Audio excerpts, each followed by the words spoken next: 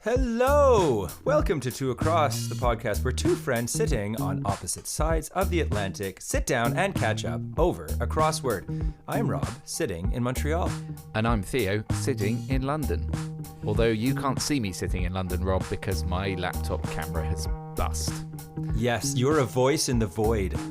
I am. How exciting. I know. Like the sort of proverbial alien in an endless space. Yes. I am sending back confirmation of my existence. Yes. Through a lo-fi signal that does not permit the passage of video. Indeed. I don't know what's happened. It just suddenly today just wouldn't, turn on. Any form of camera app just doesn't work at all. So, yeah, that's fun. It is fun to add to my floppy screen problems as previously. Yeah, it seems discussed. like you got yourself a lemon. That Yeah. computer. I think I have got myself a lemon because it is fairly new. Although I did buy it refurbished, so maybe that's all on me. Did you get Apple Care, Theo? Of course I didn't get Apple Care, Rob. Oh, I don't believe in such things. I think these, purchases are a lottery and you need to lean into that. And Yep. But you know what?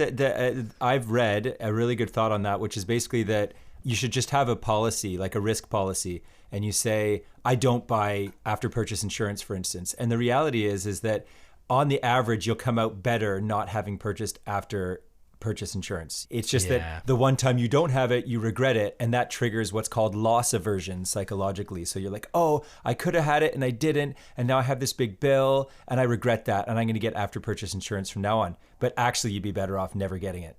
It's just that every once in a while, you get a lemon.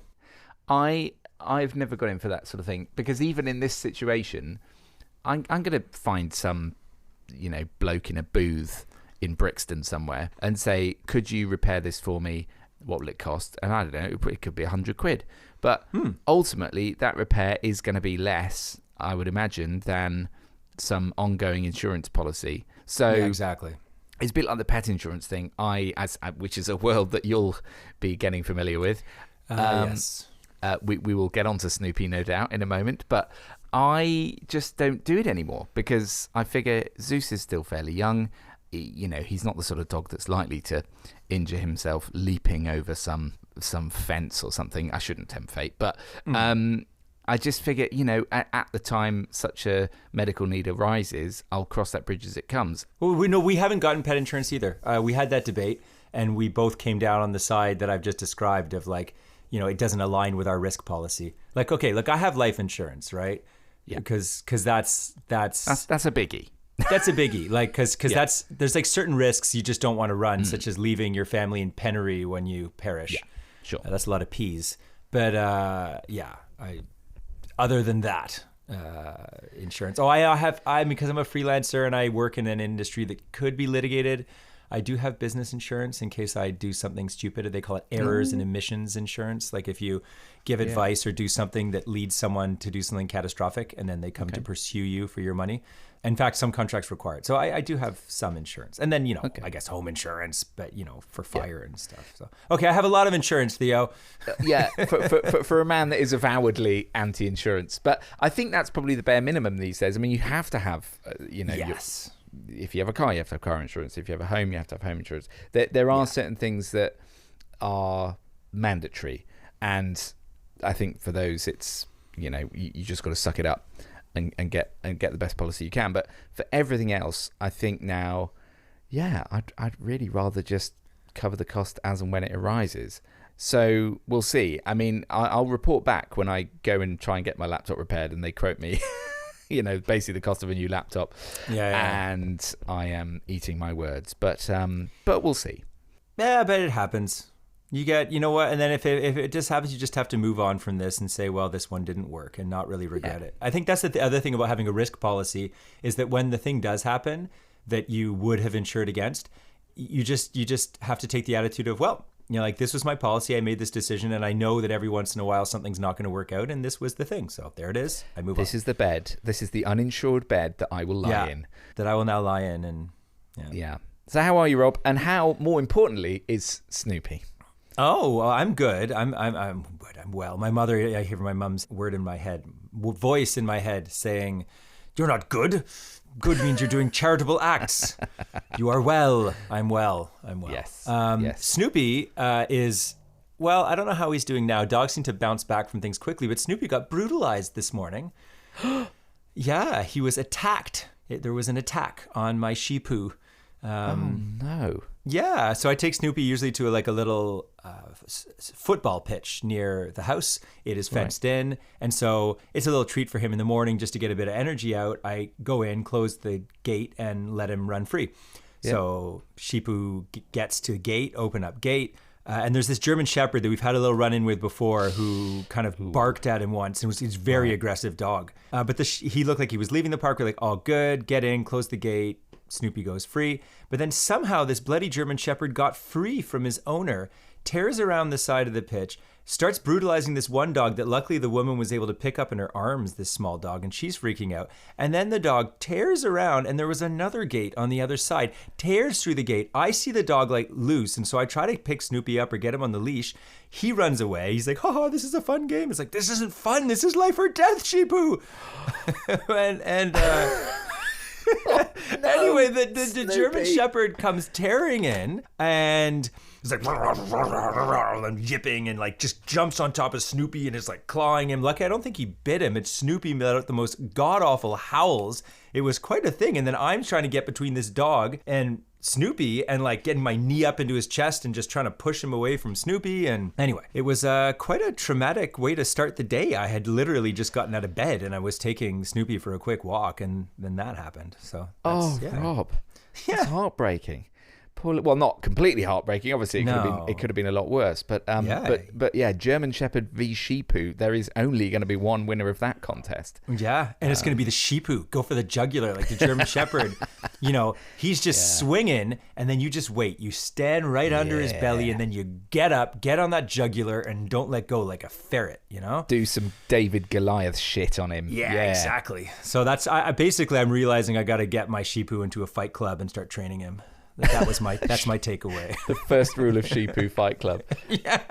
So, Rob, I'm sorry to hear that. It is one of those aspects of having a dog, especially a small dog, that every time you take them out in any kind of public space where there are other dogs, which is obviously pretty often, there is always that risk that one of these dogs is just going to take not quite a shine to, but a violent dislike to your little Snoopy / Zeus, and try and rip its head off. And when that happens, I mean, all the sort of sober grown-up advice is, you've got to. I mean, you do what you can to protect your dog, but ultimately, you kind of have to, throw them to the wolves, because you could end up getting seriously harmed yourself, and and you don't want to do that. But it's a really difficult thing to witness. It's fortunately not a situation I've been in yet. Oh, you haven't? With Zeus. Oh, good. I was going to ask. There's been a couple of dogs that have, I'd say, roughed him up a little bit, and but mainly it's because they want to hump him. I think Zeus is he's eminently humpable. He's eminently humpable. He's obviously the dog equivalent of some sort of pretty boy who gives out a vibe that he really would like a good humping. And, a lot of the male dogs in the park do take a bit of a fancy to him, and he sort of often will just present himself to them. And I'm like, Zeus, you don't have to do this. Come on. Stand up for yourself. You don't have to be this dog's bitch, Zeus. You don't. Just have some self-respect, Walk away at least. Don't just sort of reluctantly present, the option. So in those play a bit of hard to get, Play a bit of hard to get. But in the German Shepherd's case, was an owner in sight? I mean... Yeah, I mean, so the owner was there, and I guess, I don't know how this dog got off the leash. He's a young guy. He was probably late teens, early 20s. I'd seen him before. I mean, the dog, I think his dog's quite young, and I think he was, I want to get a dog, but he didn't really think about the post I got a dog thing, and you actually have to kind of train and discipline this animal. And he got, like all young men, a rather too large animal for maybe his needs. And now he's stuck with this very unruly dog that is seemingly quite violent, because it wasn't a I want to play and I'm just a bit aggressive. It was an attack, I think. And it was the same with the other. Like, he just goes on these little dogs, and he I don't know what he wanted to do there. Like, as I say, he hadn't flashed his teeth, but it was an assault, and he was yipping and really leapt on Snoopy and kind of crushed him, and was. So it was I mean, who knows? They're animals, right? You just don't know what's animating that. But if it was an attempt at play, I think he desperately needs emergency socialization. To work on his social skills. Yeah. I mean, German Shepherds obviously are pretty imposing and scary dogs. You know, they're I think they are one of those breeds that's designed or sort of bred for guarding. Yes. And that can be difficult. I mean, I'm absolutely not wanting to besmirch every owner of a German Shepherd, but all I'll say is Hitler had a German Shepherd called Blondie, and was also a vegetarian, which is a fact I always find sort of really sort of difficult to get my head around somehow. Well, dogs shouldn't be vegetarians, Theo. Well, no. Sorry. Rob. Yes. Well, whether Blondie was a vegetarian or not, I'm not sure, but his owner certainly was. You know, his owner, who obviously oversaw the genocide of millions of people, and whose DNA has now been sequenced, proving beyond a shadow of a doubt, or sorry, not disproving beyond a shadow of a doubt, that Hitler may have had a micropenis. Really? What? What's this story? You're making this up, aren't you? I am not. No. Look it up. So in Hitler's bunker, when he killed himself in Berlin before the Russians, I guess, stormed that bunker. Some U.S. colonel or something, when they first got into the bunker, found this couch that he died on, and there was Hitler's blood on it, and so he cut it as a sort of war trophy. And I guess the existence of this thing has been known for a while, and there's all kinds of speculation that Hitler may have had syphilis, although I don't think you can get that from the blood, but you could have found genetic disorders and so forth in his DNA. And so finally, someone sequenced it. Apparently, no lab in Europe would do it because they're just like, the dead are dead. Let's not stir this up. But someone did it, and they want to look at like genetic disorders and all kinds of things. And there's some kind of genetic disorder that could lead to very small genitals. And I don't have I skimmed the article. But apparently, that famous song, Hitler, he only had one ball. Goebbels had two, but very small, and so forth. And the other one's in the Albert Hall, yeah. Yeah. Or Himmler was somewhat similar. But anyway, so I guess they were like, hey, while we have the DNA, let's check out the micropenis thing. So anyway, look it up, listeners. Well, there you go. I don't know how we got from sheepoos to Hitler's micropenis, but we did. And, both micropenises, Theo. So both very much in the spirit of Two Across. On which note, let's get to the meat of, sorry for that link, of today's episode, and quickly attempt to tackle a crossword. Let's go to the crossword, because crossing words is fun. Okay, Theo, I think it's you. I did intro, you do crossword setup, and then we jump in. So, very simple. We set a timer of 30 minutes, and we don't look at anything in advance or as we go, and we record our scores. And we are currently, I believe, 6-2. No, we can't be, because it's episode 10. I do this every week, Rob. Are we 7-2? No, because we got it wrong. We got it wrong last week. We're 6-3, Theo. We're 6-3. We're 6-3. Yeah. Thank you, Rob. And we're still awesome. We would be in the top sort of quarter of the league tables, if we were competing against others. Still solid, but definitely, we don't want to fall. We don't want to lose today and begin getting in danger of going behind again, because last season we did that and it took us a long time to claw back the lead. Yeah, but last season we were losers. This year we're winners. That's the difference. Yes. That's the difference. It's true. We're reborn in the mold of overconfident. Yes. I was going to say overconfident Americans, which is very unfair on our American listeners, because I realise not all of them are, brash types. But yeah, maybe certain Americans who currently occupy certain large white houses in certain East Coast cities. Yes. Well, I'll play the part of the brash American today, and you can play the part of the self-effacing Brit. Okay, and we'll see how we go. come more naturally, I have to say. So, right, the timer is off, and we are doing Guardian Quick Crossword number 17,328, and you can find a link to it in our show notes if you want to play along. All right. Where do you want to start, Rob? Very bottom. Let's just do something completely different. Okay. 24 across, spanning all but one black square of the bottom of the crossword. It is 5 letters, 2 letters, 5 letters. And the clue is typical commodity dash in tarot card decks. And Theo, it's an... Lovely. An opening anagram. So for new listeners, Rob is very much our anagram man. And I also like a multi-worder. So this should be a nice combination for us. It is a coming together of our mutual talents. I'm not seeing it right away. I'm not going to lie. No. Typical commodity. A typical commodity. With the dashes are interesting as well. There's dashes. Yeah, so it's 5-2-5. So the middle letter, you'd think, I mean, it's a short. So in tarot card decks, it could be in, it could be to, it can't be of, it could be so.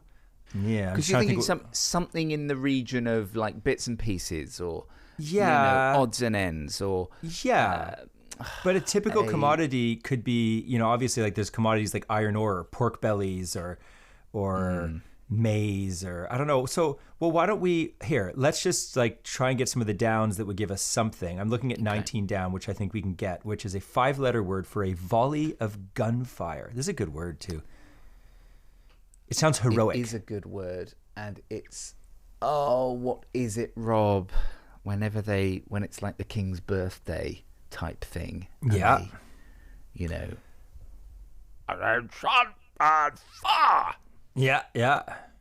What are they? Also, often this word follows the word opening. For instance, in like a match. Salvo. Yeah. That is a lovely word. Yeah. Salvo. Sounds very Italian. It does too. Sounds like an Italian wine. It does actually. Salvo. Like a happy sort of prosecco. Or possibly a sort of particularly ebullient uncle. Uncle Salvo. Uncle Salvo. Come and have some wine that is named in your honor. Are you getting the family together for the weekend? Wanting to do something bubbly? Salvo. It's a salvo day. It's a salvo day. To quote a well-known advertising campaign. So, all right, so that gives gives us an O. An O is the middle letter of the first 5-letter word in the 525 word, which is an anagram of in tarot decks, like tarot cards, and its typical commodity. So, okay, so let's keep going. Let's look at 22 across, which is another double worder, which is bad feeling 3-4, and the third letter of the first word is L from Correct. salvo, which makes me think it must be ill something. Yeah, something. I agree with that. Like but an ill omen. Yeah, I thought omen too. But is an omen a feeling? Okay, let's pencil it. Well, why don't we look at 13 down, which is a 4-4, and it would have an M as the second letter of the second four-letter word. If that makes any sense to anyone, that'd be great. I got it, but that's because I'm looking at it. Just because you're looking at it. So 4 letters, means to resume football game. And the second letter of the second 4-letter word is an M. Means to resume football game. So, do they mean means as in you have the means, or do they mean you intend, do you think? I think it's the method by which it is done, like a throw-in or a corner kick or a... free kick would be... Yeah, free kick would fit, but then ill omen wouldn't fit. But free kick would be very good. Except, wait, let me look. In tarot decks, the K would work because we'd have to have obviously a K there, and that would put K in the last letter of the long anagram in tarot decks. Ooh. I think free kick would be good, Theo. I can't think of any other 4-4. Can you? No. And we weren't sure about omen anyway, so no, because it's a bad feeling, like a omen's a bad portend. Yeah. Well, let's validate free kick with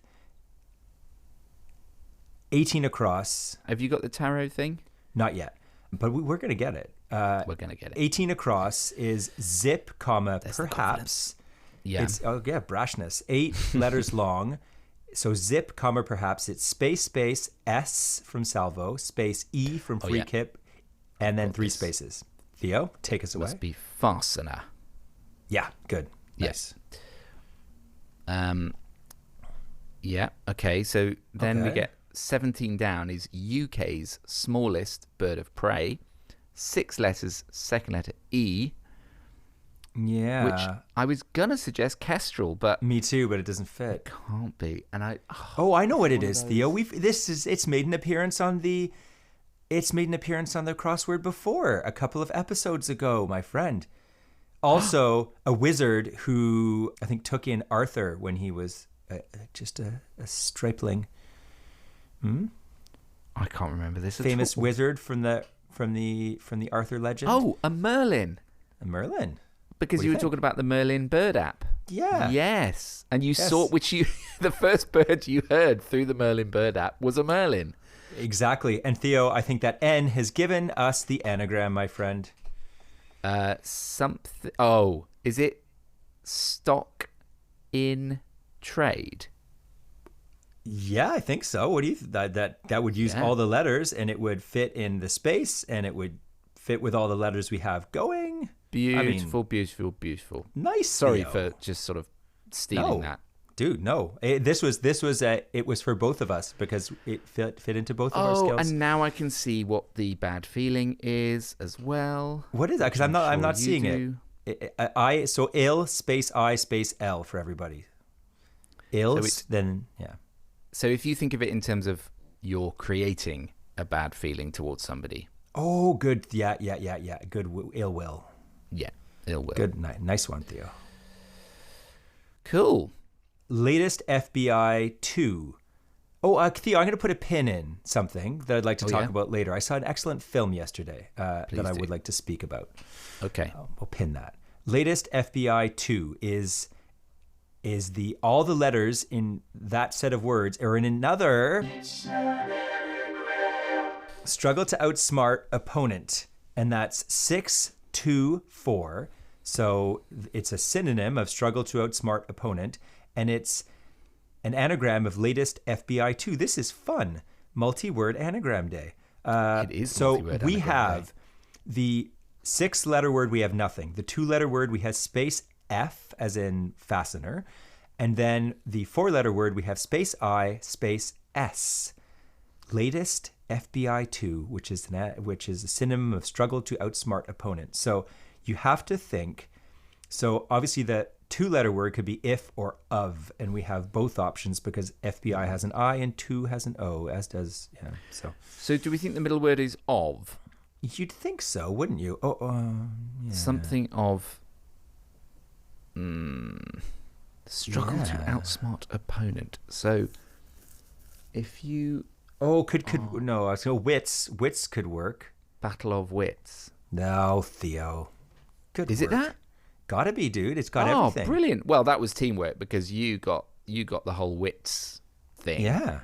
And it could only be a battle of wits. Makes the dream work. And then it's a struggle as in you're having a struggle rather than you're struggling to outwit them. So yes, that's quite a clever working on it. Clue. I think as well we can get another long one down the right-hand side. Ooh, exciting. So the clue is, this is 7 down, and the clue is former soldiers 2-10. Do you know it? Well, it must be ex something, and the only thing I can think of is ex-servicemen. It could be ex-combatants. Yeah. That fits. You're right. X is good. Okay, well, that serviceman fits too? Serviceman fits too. Okay. In the UK, you would definitely say serviceman rather than combatants. Okay. Well, here you go, Theo. I mean, you're going to get this one. You're going to get this one 100%. 23 across will validate it. It is incriminate - game of snooker. Love and I know you enjoy watching snooker. I do love watching snooker. And I'm trying to think what this is. Yeah. Incriminate - dash game of snooker. So a game of, and it ends in E. Well, it ends in E, or it ends in E or T. Okay, well, let's take another one. Unoccupied, which I think is going to make your serviceman the right thing, because it's 4 letters long, potentially ending in E if serviceman is right. Unoccupied. Free? Do we You gotta think. You gotta think. Just keep it simple. How do we? Yeah, I think so. Ex-serviceman. Okay. Oh, this snooker one is annoying me, Rob. That should definitely be in my wheelhouse. Well, let's get the first letter of it, Theo. Well, I was going to say 21 down from a long way away. 4 letters ending in R must be afar, and this is afar, and your snooker is actually also the name for a game of bowling. In fact, one inning, as it were, of bowling is called this. Oh, a frame.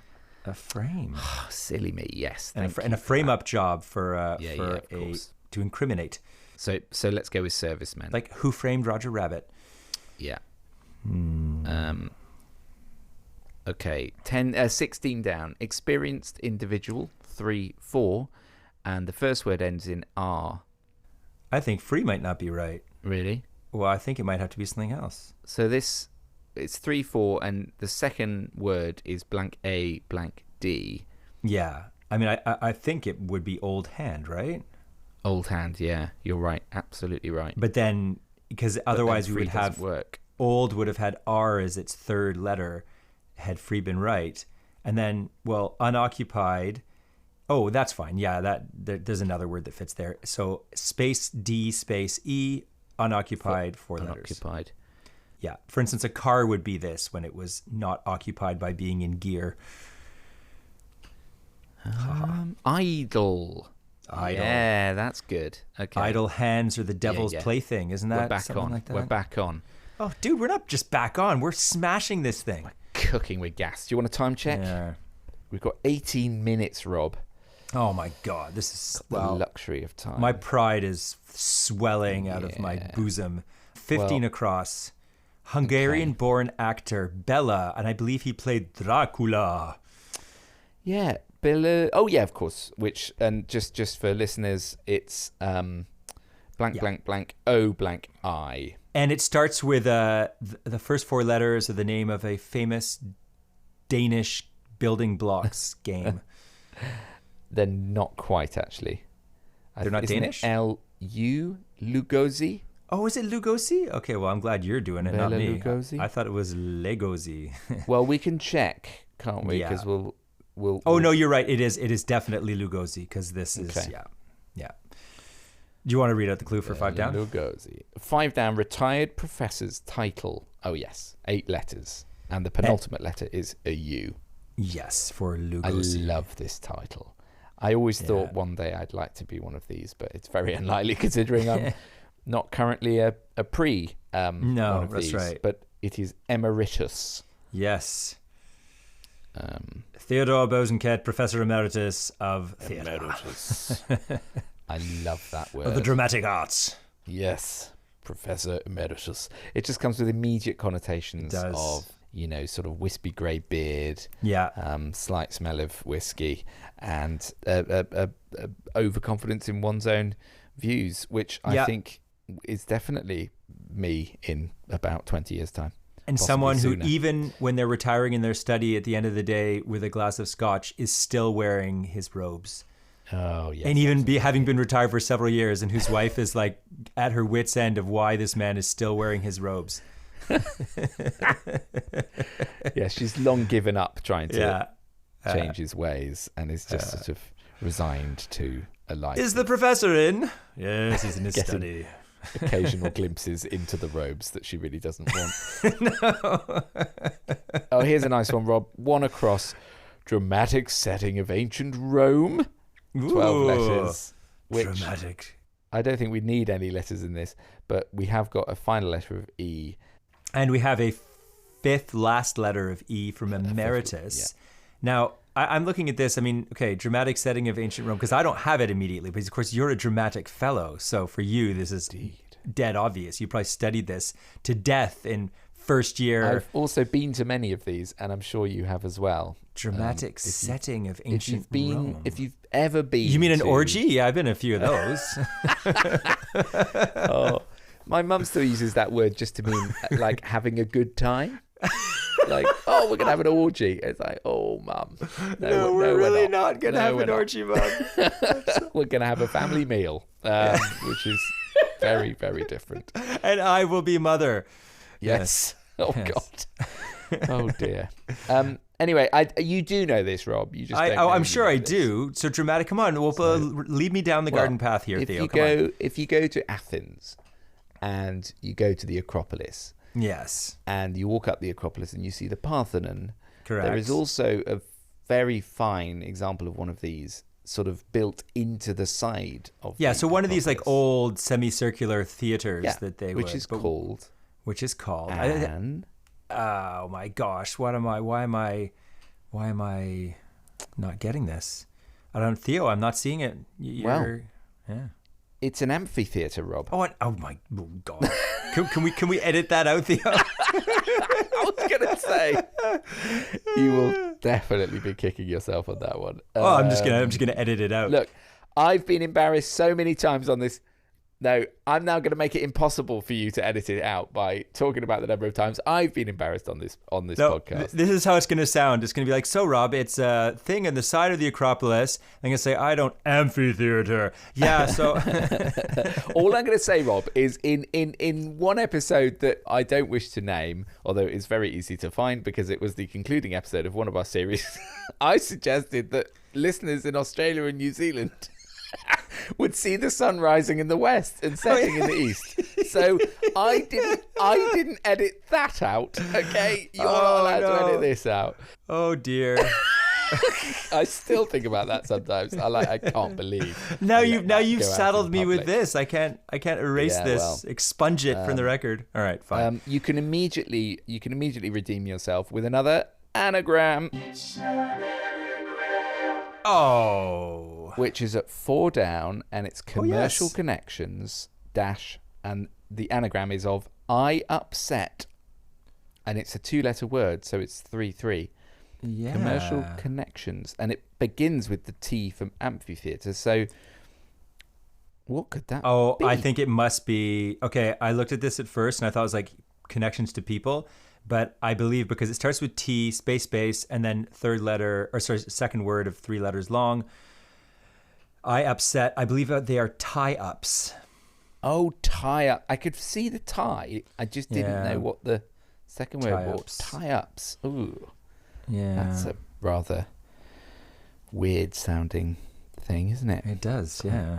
Yeah. Only the corporate world could come up with. Yes, such a thing. Here, Theo, how's your Hitchcock? I beg your pardon.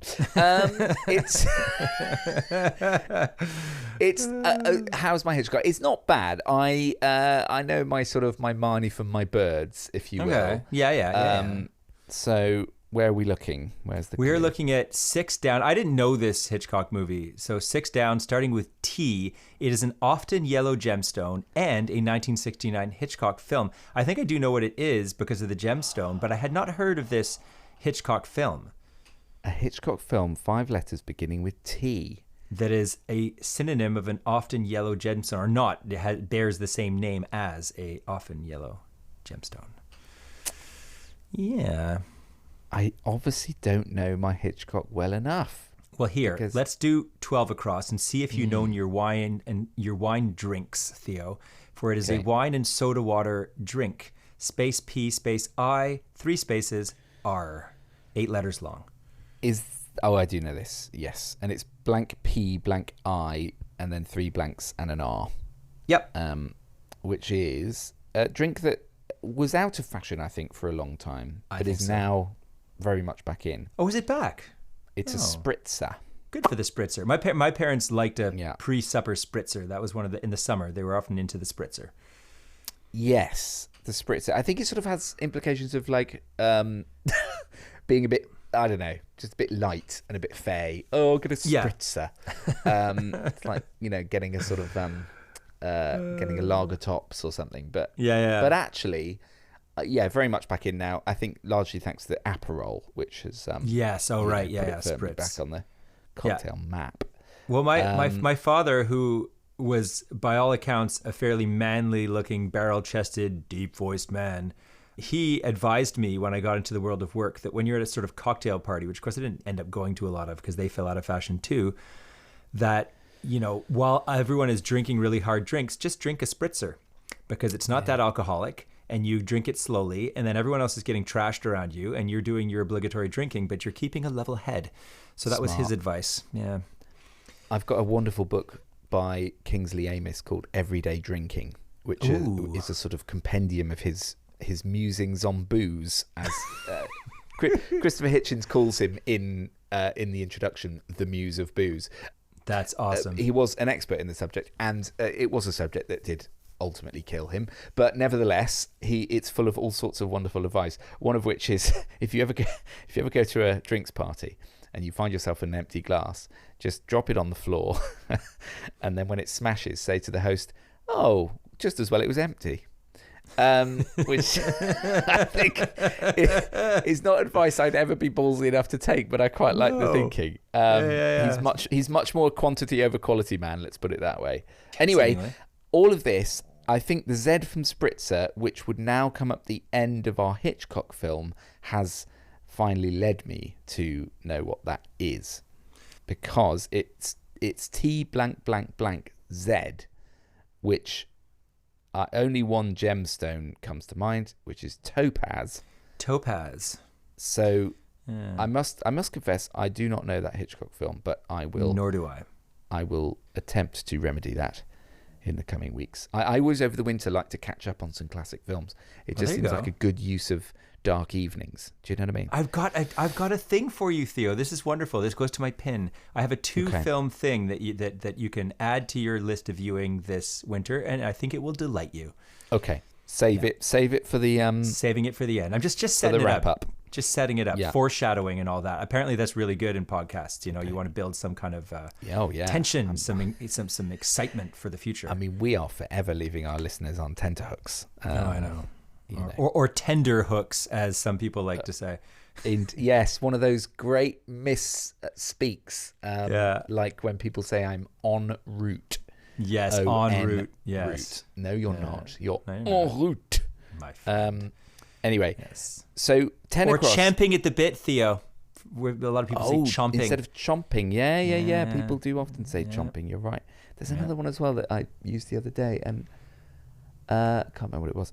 Anyway, 10 across. Right. Releases from an obligation. Yep. 7 letters. E blank P blank S. Mm-hmm. Releases from an obligation. Yeah, like military service or whatever. Were you discharged from?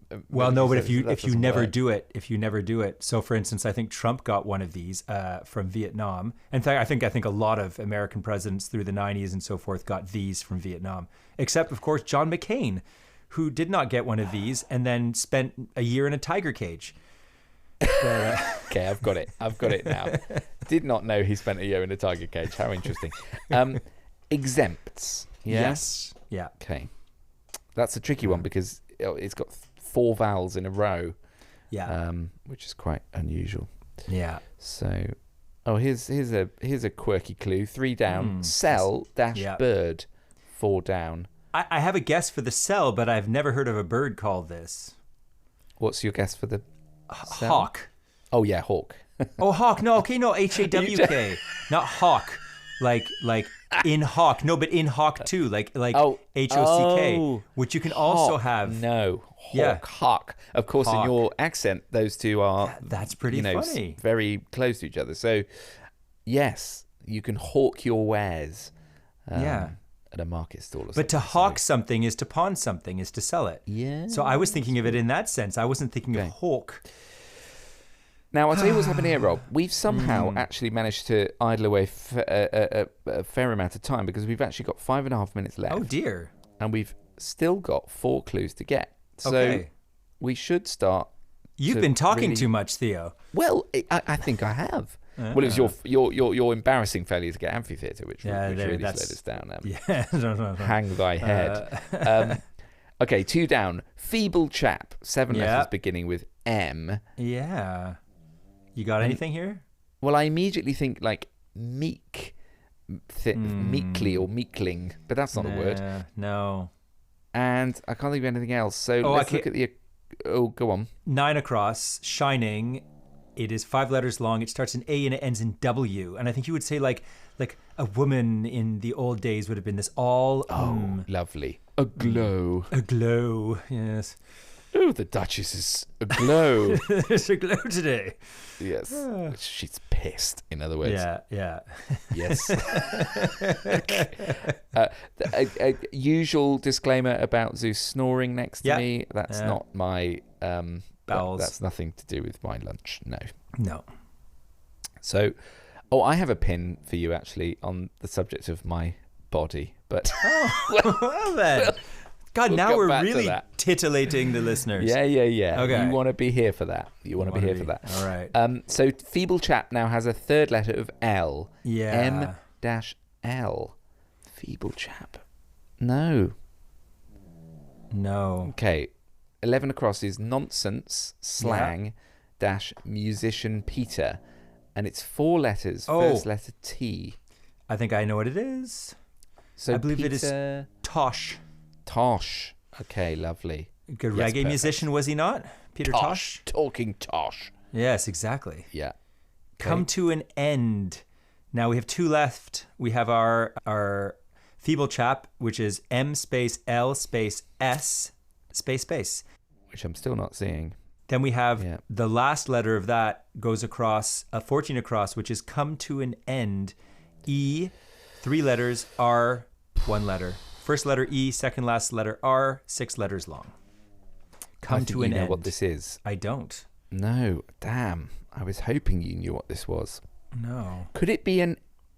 No, I was going to say elegy, but that doesn't quite work. End something. No. Feeble chap. End is in the clue. What would even fit there? Okay, let's Molash. We've got just under 3 minutes. Oh God. We don't need to panic, but we also do need to get these. Feeble chap. M space L M space L space S space. Feeble chap. Mal. Yeah. Something. What could come between the L and the S though? To an end. It's not going to be one of these awful sort of oldie words that just nobody uses anymore, like a mallysop. Yeah. Oh, milksop. Milksop. Thank you, Theo. Yes, isn't that what? That's a total Johnsonism too. It's a Johnsonism, a Boris Johnsonism. Total milksop. Yes. Or was it girly swat? Didn't he call someone in Parliament a girly swat? Yeah, he did. That's I like can't brutal. remember who that was. Or was that Cameron? Was it Cameron who did that and got in trouble for it? No, I think it was Johnson. Cameron called someone a good girl or something like, "Oh, calm down, dear." He said, "Calm down, dear," to somebody, which was very patronising. Condescending, yes. Anyway, yes, milksop. Well done. That was sort of again, sort of a bit of hive mind. To get that one. That's good. And then our final one, this come to an end, is E blank P blank R blank. Yep. How much time we have? We have exactly 1 minute and 15 seconds. So, come to an end, E blank P blank R blank. So it can't be empire. Expire. Nice, Theo. Oh, although Empire did come to an end, that's okay. I should have strung that out a bit longer. That's all right. But I was so excited. So that's good. Let's check over. Is there anything we're not sure? Amphitheater is long. Exempt spritzer is TZER. Correct. Yes. Okay. And it's your crossword of record today. So ill will, stock in trade. I'm just looking at the long ones, which are liable to be a bit more challenging. Tosh is TOSH. Ex-service men, E, not man. And that's fine because that goes with frame. No, I think we're good. Yeah. I think you turn off the timer. All right. Let's stop the clock. So I'm going to check all. 30 seconds left. Yes. All Check right. Check all, and we're correct. Yes. Nice. Back on the horse after last week's failure. I have to admit, for a second there, I was a little stressed out about the.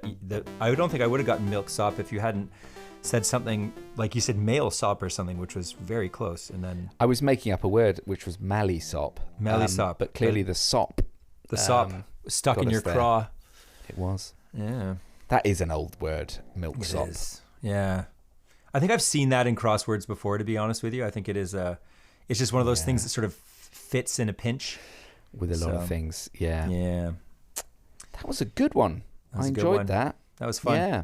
Yeah. Well done, Setter. You gave us a nice little ride there. Lots of anagrams, lots of multi-worders, German words.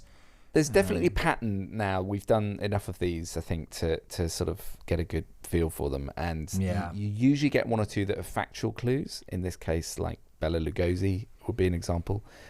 You often get an oldie word, as we did with milksop. Yeah. A bit of history. Yeah. And some sort of multi-word colloquialism, e.g. stock in trade. So that felt very kind of boilerplate today, you know. It did, yeah. That's true. So, okay, good. Well, let's move on to fulfillment of our episode. You were talking about fulfilling your dog last week. Which, yes. I've been thinking a lot about fulfillment of late. Speaking of which, actually, just a note, my dog isn't barking. I did notice the silence. Because last week you were talking about Snoopy's separation anxiety. So I wouldn't have been surprised to hear some disquiet about the fact that you are in your studio rather than downstairs with Snoopy.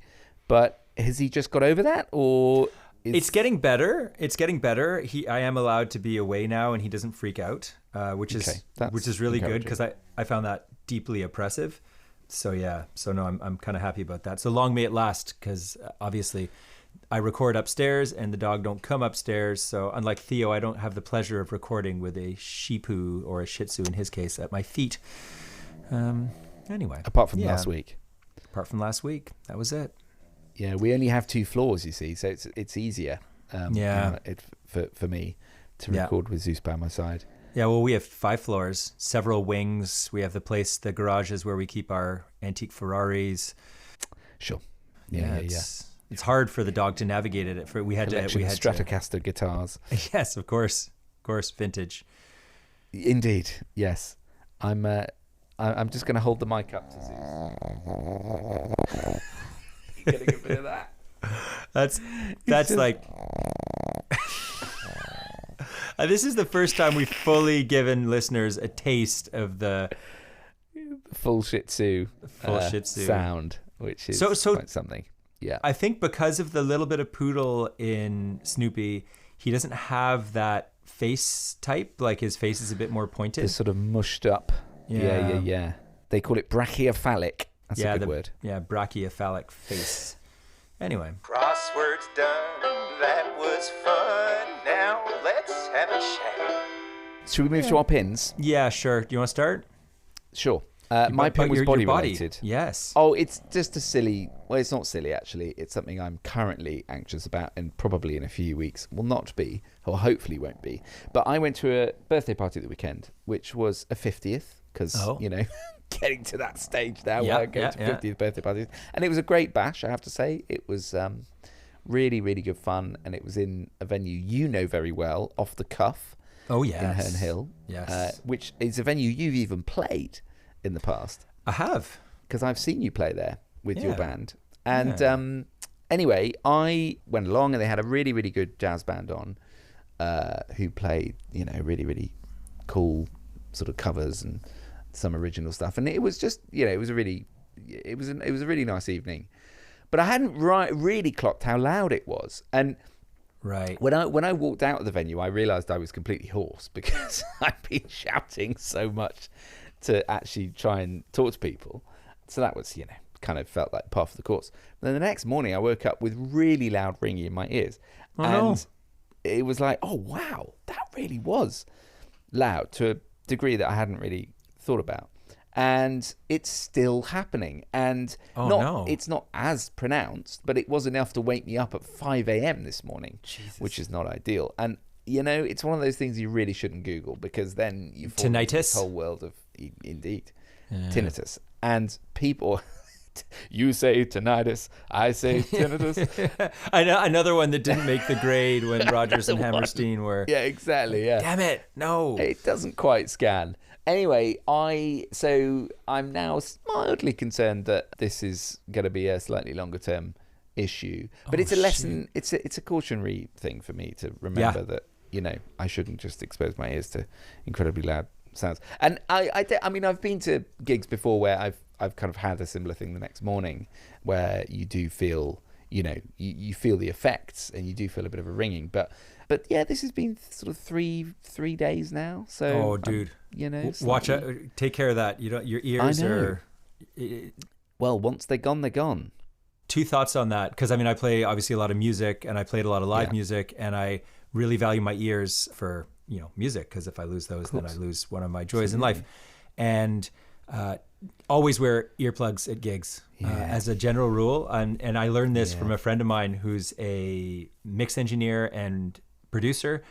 And I went to a show with him years ago, and he just plunked his earplugs in. And I was probably in my late 20s. I'm like, oh, that's so lame. Like, I don't want to put earplugs in, Like, I kind of wanted to, but I didn't want to be that guy that looked like an old guy with earplugs in. Sure. And then I saw him do it. I was like, oh, do you do this? He's like, dude, I do this every single gig. And I found that very empowering. I'm like, you know what? I don't mind being the guy with the earplugs in. The second thing is, invariably in any music venue, they have them behind the bar. So if you in London too. So if you ask, sometimes they'll just ask for 50p.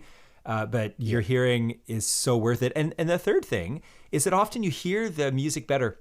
I actually bought a really good pair of acoustic earphones for musicians that I would wear when we would jam. And you can get ones that allow the sound to pass through almost perfectly, but just attenuated. So it attenuates sound, but it doesn't dull it. And that's, I wish we'd had this conversation last week, because I did actually see they had earplugs on the bar. Yeah. But because I was so sort of in the moment of the party and, enjoying myself and concentrating on who I was talking to and whatever, I just didn't think about, and probably also, frankly, because it was a 50th birthday party, it wasn't like a gig, or I didn't sort of see it in that way. And I do regret that now. I should have put the earplugs in. And as I say, it is a cautionary lesson for me. And I hope that this will eventually fade, and it's not a permanent thing. But there is always that worry at the back of your mind. Oh man, I'm sorry to hear that. So anyway, but that's my body pin, and I will report back on it whether I do eventually recover full hearing again, which I'm obviously very much hope I do. I think because it would happen, it came on so quickly, I would suspect that it would, like, as opposed to something that just builds slowly, which may be a actual long-term damage. So hopefully, fingers crossed, that just clears itself up. I'm very hopeful. I was slightly alarmed this morning that it actually, as I say, it was enough to kind of wake me up. Yeah, that's not good. Wasn't a nice feeling, because it is like having the proverbial kind of, fly in your ear that is just, or flea I should say, that is just always there and never goes, and you don't really hear it most of the time when you've got any kind of background noise, but as soon as you are in silence, as you are obviously at night, that's when you really feel it. So anyway, hopefully our listeners can also take a lesson from this as well, that they should always take earplugs with them. Yep. To even don't be embarrassed. Places, don't be embarrassed. Like, I'll go to a wedding in a couple of weeks. In fact, where I'm going to be playing in the band for one of the songs. Ooh. So a little piano, I'm already or thinking, I'm playing some piano. Nice. I should probably put some earplugs in for that as well. I wouldn't advise against it. I honestly, your hearing is worth so much more than it is. Any moments of feeling silly it's so putting precious. Foam earplugs in. Tell me your pin, Rob. Yeah, my pin, I've got a film recommendation, 2 film recommendations for you. So I don't know if you are a fan of the films of David Linklater, the director. I did he do? I want to say Boyhood, but I'm not sure. Boyhood. Yeah. Okay. Boyhood, Good. Dazed and Confused, After Midnight. Yeah. Oh, I love those School films. of Rock. I love those films. Yeah, he's a very human director. In fact, I watched Dazed and Confused with my kids this summer. They were a bit sort of bemused. They didn't quite know what to make of it. It's one of my favorite movies, just because it's, I don't know, just a very human movie of just like, kids like just being teenagers in that sort of phase of like trying to figure out who you are, end of high school. You just, ultimately want to have fun with your friends. It's just a lovely Richard movie. Linklater, by the way. What did I say? Sorry. You said David. David. Yeah. I'm thinking David Lynch. Yeah, sorry. That would be a good hybrid. Very David different. Linklater. Very different Very director. different filmmaker, yeah. More dystopic. But Richard Linklater. And I heard an interview with him last week about a new film that he has coming out, which is called Nouvelle Vague. And it concerns itself with new wave cinema in France, in particular Paris, at the beginning of the 60s. And it follows Jean-Luc Godard, who was one of the great directors of new wave cinema. And it basically follows the filming and creation of the film À bout de souffle, which English listeners would know of as Breathless, which is a classic of French New Wave. And it was the movie that sort of launched Godard into the world. And I'm not going to go too much into the movie because I think it just bears being seen, but I'll give a bit of a background. So I was listening to this interview with him, and the interviewer said, if you are going to see this movie, which I strongly advise you do, you should watch À bout de souffle first. And the reason is that basically they kind of recreated the movie, but from the perspective of filming it. So this movie is really about the filming of À bout de souffle or Breathless. And it's basically from the perspective of the camera is turned around on the people filming it as opposed to the action. But if you see the movie first and you see all the scenes, they recreate loads of scenes from that movie and sort of show them filming it all in black and white, all in French with subtitles, which is kind of funny because Richard Linklater does not speak French. And he directed a movie that was entirely in French based on a French script. So I thought that was quite cute. But the movie itself, we saw it last night. So I discovered that there's a new little, I don't know if it's new, but there's an art house theater about a kilometer from my house in the Musée de Beaux-Arts, Montreal's Fine Arts Museum. And there's a little cinema in the bottom, which is basically a sort of art house cinema that has all the stuff that I want to watch and none of the blockbuster, Godzilla, superhero crap that has basically infested movie theaters. Over every I don't want to watch mainstream cinema. any of that crap. I agree. That it's just crap. It's just crap American culture garbage that I have no interest in. But there's a lot of capitalism in film form. Essentially. Crap. Anyway, I'm not going to get into that. But just to say that the film Nouvelle Vague really is worth seeing. So what I would say, Theo, this winter, add to your pile, watch Breathless. You can find that. I think it's on Netflix. Otherwise, I found it on YouTube and I paid like $2 to watch it, to rent it. Watch that movie. It is subtitled. It'll be fine. And then watch Nouvelle Vague. And I think you will be, I think it's well worth doing. And I would love to chat about it when you have. Okay. I will say challenge accepted. I have actually seen Bout de Souffle, but many, many, many years ago, because when I was at university, I studied it as part of my course. So I would love a opportunity to re-familiarize myself with it. And Kate is a big Francophile, so I'm sure she'd be up for watching those too. Yeah, I watched it with Isabel. We watched the À bout de souffle last week, and then last night we met up at the theater after her work, and we went and saw. Yeah, nice. Just, and it's it's just a Linklater movie in the sense that it's not like what I love about his movies is there's not that arc of sort of build tension to this sort of tragic misunderstanding or event that rocks the world, and then you have to have a sort of return from that tragedy. Like you sit watching these movies and you're just waiting for, okay, when's the tragedy going to happen? Whereas life doesn't actually operate that way. And we don't go through, that's not the arc of our days and of the things we go through. Like it doesn't, exactly. Like sometimes we do projects and we hit creative challenges. We hit speed bumps along the way of things we're trying to do, but not necessarily some sort of tragedy. We just sort of muddle through and people have good laughs and people get annoyed and people lose their temper, and that's life. And it's so much more rewarding in a way to watch that and be sucked, be taken in by something like that on the screen than just the classic kind of predictable arc that we're all supposed to just endlessly repeat as we sit in our theater seats with our popcorn and our Pepsis. Yes, I do hold Robert McKee responsible for this to a certain extent. The guy who wrote that book Story, which goes through the sort of narrative beats of screenplays. And there's always a bit of me that's like, yeah, to an extent, you need to hit those beats, but to another extent, just don't do that. Try and do something different. And I think it's become such a well-honed, the kind of 3-act structure thing has become such a well-honed thing that it's almost done now without interrogation, and it should be interrogated. It's taken as gospel. Like, this is how a story is told. Like the hero's journey, like the idea that the hero's journey is the basis of every single piece of fiction, be it on stage, be it theater or in cinema or written work. And the hero's journey, frankly, is boring. I mean, Homer wrote it, 2,500 years ago, and more power to Homer. Great for him, but that doesn't mean we have to keep doing it, And no. I don't know. I have to admit, I'm much more drawn these days to things that don't have that arc, because I just find them so much more intriguing and unexpected. You don't know what's going to happen. You can't anticipate that 2/3 of the way through there's going to be some cataclysm that then has to be resolved in some cliffhanger-ish way, And anyway. Yeah, agreed. Yeah. On which very erudite note, I am going to have to go. Yes. It's school pickup time again. And I keep pushing it late, but Theo, you're very obliging. I appreciate that. No, I love it. I love it. This is why we do it. True.